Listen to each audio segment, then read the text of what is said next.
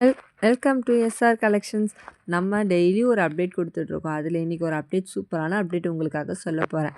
Last 1 மந்த்தாக நான் வந்து இந்த ப்ராடக்ட் சேல் பண்ணுற வேலையை ஆரம்பித்தேன். சாரீஸ் எல்லாமே ஆன்லைனில், வாட்ஸ்அப்பில், இன்ஸ்டாவில் எல்லாத்துலேயுமே சேல் பண்ணிகிட்ருக்கேன்.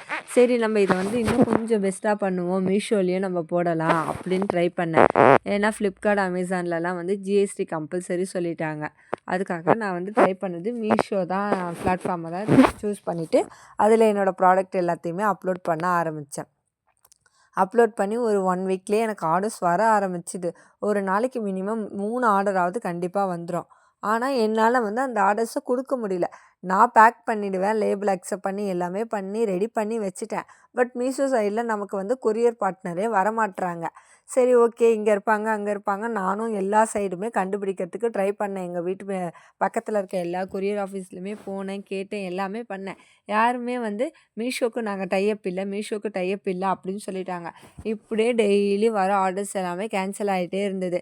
நான் அக்செப்ட் பண்ணி லேபிள் பண்ணி எடுத்து வச்சுருவேன். சரி, சப்போஸ் இன்றைக்காவது வந்துட மாட்டாங்களா, நமக்கு தான் லேபிள்லாம் பிரிண்ட் ஆகிடுச்சு அப்படின்ற ஒரு எண்ணத்தில் டெய்லி இப்படியே பண்ணிகிட்டு இருந்தேன். ஒரு 25 டேஸ் கிட்ட ஆகிடுச்சு.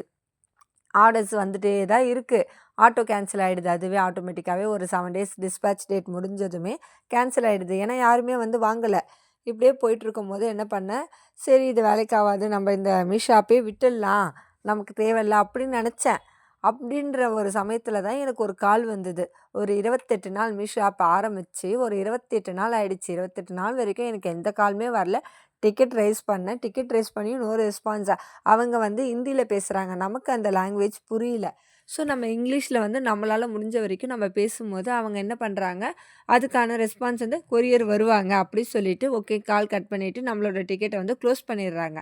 இப்படியே போயிட்டு இருந்தது. டெய்லி டிக்கெட் ரைஸ் பண்ணுறது, அவங்க கேட்குறது, அவங்க க்ளோஸ் பண்ணுறது, இது தான் நடந்தது. இன்றைக்கி வருவாங்க உங்களுக்கு பிக்கப்புக்கு அப்படின்னு நமக்கு வந்து மீஷோ சைட்லேருந்து சொல்லுவாங்க. ஆனால் பிக்கப்பில் என்ன சொல்கிறாங்கன்னா, கொரியர் பாய்ஸ் வந்து நம்ம மேலே வந்து ராங்காக இன்ஃபார்ம் பண்ணி வச்சுருக்காங்க. நான் போனேன், அவங்க ப்ராடக்ட் ரெடி பண்ணலை அப்படின்னு. ஆனால் பிக்கப்புக்கு வீட்டுக்கு ஆளே வரலை. அவங்க வந்து அவங்களுக்கு இந்த ஏரியா இல்லை, இந்த ஏரியாவில் யாருமே கிடையாதாம்.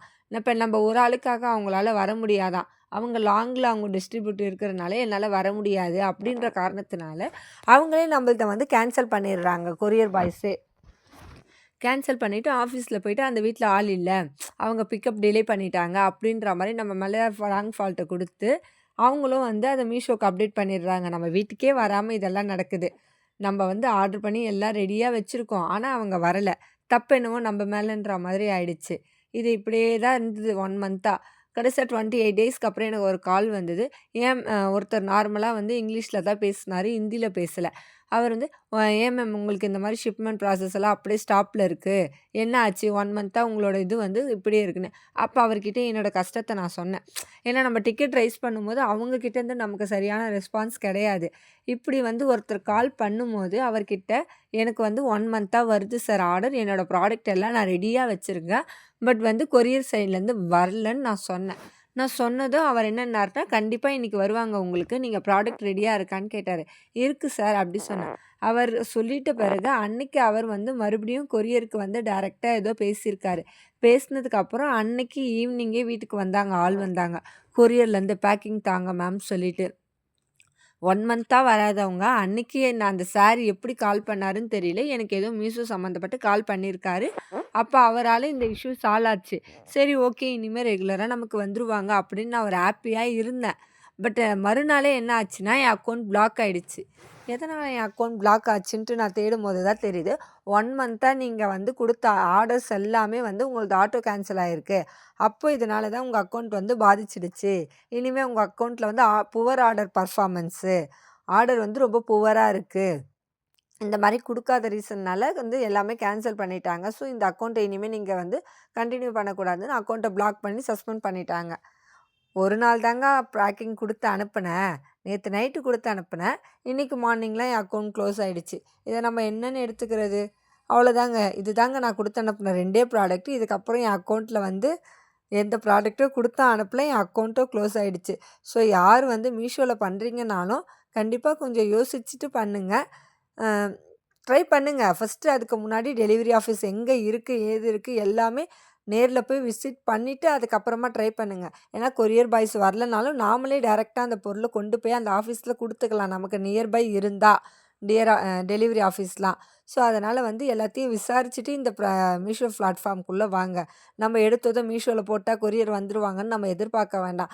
ஒரு சிலருக்கு வராங்க, அவங்க ஆப் ஓப்பன் பண்ணி எல்லாம் பண்ணணும் ஃபஸ்ட்லேயே வந்துடுறாங்க. ஆனால் நமக்கு அந்த மாதிரி வரலை.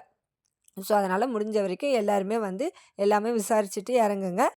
ஸோ எல்லாமே நம்ம வந்து தேடி கண்டுபிடிச்சோன்னா நமக்கு கிடைக்கும். யாருமே வந்து நமக்கு கொரியர் வரலன்னு வெக்ஸ் ஆகிடாதீங்க. கண்டிப்பாக நீங்கள் வந்து உங்கள் சைடில் எல்லா இடத்துலையும் விசாரிங்க. உங்களுக்கு ஒரு நல்ல ஆப்பர்ச்சுனிட்டி கிடைக்கும். சென்னையில் எம்எம்டிஏ, கோயம்பேடு, அரும்பாக்கம், வடபழனியில் இருக்கீங்கன்னா உங்களுக்கு வந்து இந்த டெலிவரி ஆஃபீஸ் வந்து முகப்பேரில் இருக்குது. ஏன்னா நான் வந்து அரும்பாக்கமில் இருக்கேன், முகப்பேரில் இருக்குன்றதை மட்டும் நான் கண்டுபிடிச்சிக்கிட்டேன். உங்களில் பல பேருக்கு இது யூஸ்ஃபுல்லாக இருக்கும். ஏன்னா அரும்பாக்கம் எம்எம்டிஏலேருந்து பண்ணுறவங்களுக்கு கொரியர் வரலன்னா நீங்கள் முகப்பேரில் இந்த இடத்துல போய் கண்டிப்பாக அவங்கள காண்டாக்ட் பண்ணலாம். உங்களுக்கு கண்டிப்பாக முகப்பேரில் இருக்கிறவங்க நமக்கு ஹெல்ப் பண்ணுவாங்க. ஸோ இந்த வீடியோ உங்களுக்கு பிடிச்சிருந்தா மறக்காமல் சேனலை சப்ஸ்கிரைப் பண்ணிவிட்டு வீடியோவை லைக் பண்ணிவிட்டு பாருங்கள். தேங்க்ஸ் ஃபார் வாட்சிங்.